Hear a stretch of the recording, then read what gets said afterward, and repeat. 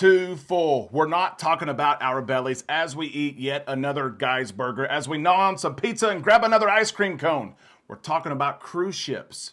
You see, cruising is back. Demand is strong. And if you've cruised recently, you know lines are long. Occupancy is now at 110% from some U.S. home ports. We share the latest on the show today. Plus, we're sharing news from Princess Cruise Line as they are offering 1 year from now an opportunity to see the total eclipse. We'll talk about that special selling. And plus, cruise lines continue to build new cruise ships at record pace. It makes us excited. We're going to talk about that too. We all need some time in the islands. Let's go there now on Island Time.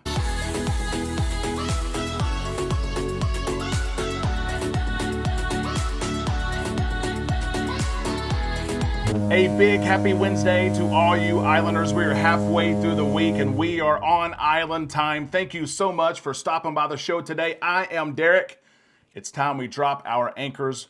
We take some time and relax in the islands together, catching up on the latest in cruising and cruise news. I am so happy that you're here. Let's block everything out for the next 10 minutes and catch up on what's going on. We have two general items to share with you first. Number one is this. If you invest in stocks, Morgan Stanley said today, buy Royal Caribbean Group. Morgan Stanley shares that Royal Caribbean Group is their preferred cruise stock. Wanted to pass that along to you because I know that many of you invest in the stock market and especially in cruise line stocks. Morgan Stanley says buy Royal Caribbean above all others. Number two, an update for Norwegian real quick on fans. This fan controversy, first it was Carnival, and then Norwegian said, hey, we want to have some fun too. We want to argue back and forth. Norwegian recently said no more fans on board. Do not bring your fan on board. You can sweat when you're sleeping. That's okay. You're not bringing your fan. They have now changed that. There's been an outcry, right? Norwegians had a history of that the last 4 to 6 weeks, right? They had e-muster. They go back to the in-person muster. People complain about the in-person muster. They go back to the e-muster. Same thing here. No fans. People complain about no fans. Norwegian says you can now bring your fans, but it needs to be a small fan. You can read all about their policies, of course, on their website. Hopefully you make it on board with your fan because some of you want it because it's hot. Some of you just want the noise. Do you bring a fan? Let us know in the comment section below. Let's get into the cruise news here as we start the show today. I want to invite you first, if you're not part of this community yet, be sure you subscribe, ring the bell. You will receive updates when we upload new content. We're talking about occupancy. We're talking about capacity. We're talking about long lines. We're talking about full ships. We're talking about 2019 levels. Everything is back. If you've cruised recently, you already know cruise ships are full. We just got off a spring break cruise. People are busting out the seams. I'd turn a corner, I'd see somebody, I didn't even know someone would be standing there. You know, they're there. They are everywhere. Have you cruised lately? If so, you are not surprised about this. But many of you have cruises coming up as summer approaches, and cruise ships will be busy. I love nothing more than a busy cruise ship. I enjoy people watching. I enjoy people getting out of their element. I enjoy seeing people do things that they do on vacation that they don't usually do. They dance on Lido Deck. They sing and karaoke. They have fun. It's so much fun to people watch. I enjoy it, even though it comes with waiting in line at the buffet, waiting in line at comedy, saying excuse me and bumping in shoulders and bumping into people along the way. I enjoy it. Do you enjoy a full cruise ship? Let us know in the comment section below and share your secrets. But because cruise ships are full, sometimes it's hard to find that quiet spot, that spot that you can sit down, get some sun, read a book, listen to music. How do you get away from it all?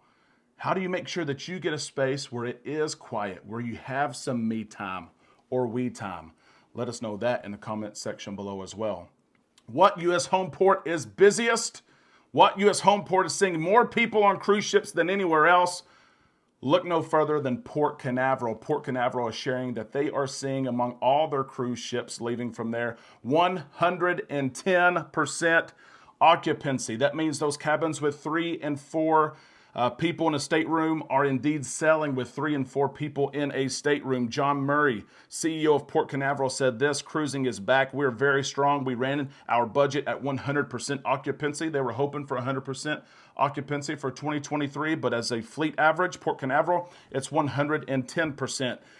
They shared that Mardi Gras changed the game. Mardi Gras was the first new cruise ship for Carnival Cruise Line to sell from Port Canaveral. Usually they sell from Miami. And because of this, other cruise lines had to bring newer ships, bigger ships there. And that's exactly what has taken place. Of course, Mardi Gras is still there, but others are there as well. John Murray also said this: when Mardi Gras came in, it was the first time Carnival Cruise Line had a flagship home ported here. It raised the bar. Since then, Royal Caribbean has brought the Symphony of the Seas, and Norwegian Cruise Line recently brought the Prima. Of course, we all know the Allure of the Seas is headed there later this year, going to sell short sailings, the first Oasis-class ship to sell short sailings. It's a mega ship. Occupancy is there. Occupancy is everywhere. Cruise ships are operating at over 100% occupancy. Do you like it? Do you not like it? Let us know in the comment section below. We can continue the theme of full cruise ships into our cruise news story number 2. Princess Cruise Line announcing that they are going to have a special sailing. Matter of fact, they're changing an existing sailing so that they can see, passengers on board can see the total eclipse that's going to take place in 2024, 1 year from now on April the 8th, 2024. A total eclipse lasting 4 minutes and 28 seconds. It's going to be able to be seen from most places in North America. Princess is saying, let us give you this awesome opportunity to see this total eclipse from sea. Listen to this from Princess CEO John Paget, president of Princess Cruise Lines. The rare occurrence in the cosmos is sure to wow millions, but only the smallest fraction will ever experience this phenomenon via an ocean aboard an amazing cruise ship. Princess thrives on ensuring our guests have authentic experiences that sometimes become once-in-a-lifetime moments. Princess Cruise Line is announcing that they are changing a sailing on board its 15-day Panama Canal cruise. This cruise has already been out there, but they're going to change things up a little bit and allow passengers to see this total eclipse. Guests will be able to see the eclipse from the top deck. It's going to be a big party. They're going to have special drinks. They're going to provide the glasses that you need to see the total eclipse. It's going to be an awesome moment. This all comes as Princess has already sold out another cruise ship where they marketed this total eclipse already. The cruise ship is sold out.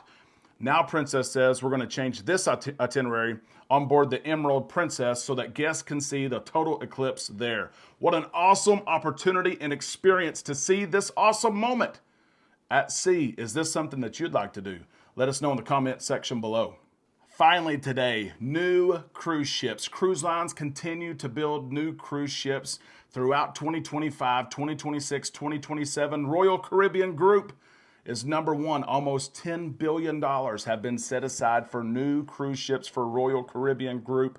They're building 11 new cruise ships. Royal Caribbean International is getting 4 of those new cruise ships. So much money being invested by Royal Caribbean International into their brand, building new ships that are going to sell from right here in North America. Of course, the Icon of the Seas, the Icon class, is the most exciting. The Icon of the Seas, of course, out in less than a year, January of 2024. Royal Caribbean Group is not the only one building new cruise ships. MSC is right there with them. $8.2 billion set aside for new cruise ships across its brand. 4 new cruise ships coming to MSC by 2027. We're excited about that. Huge cruise ships, of course, their presence in the United States is growing. We know that Galveston is soon to be, hopefully, a home port as they build a new terminal there. Norwegian, of course, the Prima class for Norwegian. The Prima is out. The Viva is coming out. There are 4 other ships. We're excited about those as well. One thing to point out, though, Carnival Corporation, Carnival Cruise Line, is slowing down on new ship builds. We've mentioned that before. That's going to be through 2025, 2026. No new cruise ships after the Carnival Jubilee. Of course, 2 Costa ships are coming into the Carnival family, but it's interesting to see some cruise lines investing billions of dollars in new cruise ships. Some saying, nope, we're not doing that. I'm going to ask you, Islanders, what is the new cruise ship coming out that you are looking forward to cruising on? For us, we have a couple. Of course, the Venezia, not a brand new cruise ship, but we're cruising on her in May. The first sailing for Carnival Cruise Line, the transatlantic from Barcelona to New York City. And of course, we are on board the Jubilee, Carnival Jubilee, and we're looking so forward to cruising on the Icon of the Seas coming up in 2024.